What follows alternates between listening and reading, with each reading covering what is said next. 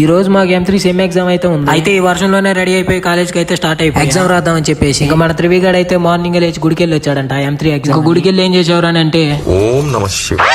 ఇంకా మరి మన రాజేష్ గారు మార్నింగ్ లేచి ఏం చేసేవారు అని అడిగితే పెన్సిల్ ఏమైనా కావాలంటే కొన్నా ఇప్పుడే. వీడియోలో కనపడుతున్న వ్యక్తిని గుర్తుపడి కామెంట్ చేయండి. ఇక మన సూర్యాబాయ్ అయితే ఫస్ట్ బెంచ్ లో పడ్డాడంట. అందుకని భయపడుతుంటే మన రాజేష్ గడ్ అయితే ధైర్యం చెప్పడానికి కొంతసేపటి తర్వాత అయిపోయిన తర్వాత వెళ్ళి నా వల్ల ఇది అసలు కాదు M3 మ్యాథ్స్ ఒక్కడ కాపాడడం మీద. ఇదే మా సేమ్ ప్రిపరేషన్. భోజనాలు తింటున్నామని అనుకోకండి. ఇంకా అలా ఎగ్జామ్ హాల్లోకి అయితే వెళ్ళిపోయాం. ఇంకా మేమందరం ఎగ్జామ్ రాసి బయటకి అయితే వస్తే రాజేష్ గడ్ అయితే అసలు రావట్లేదు.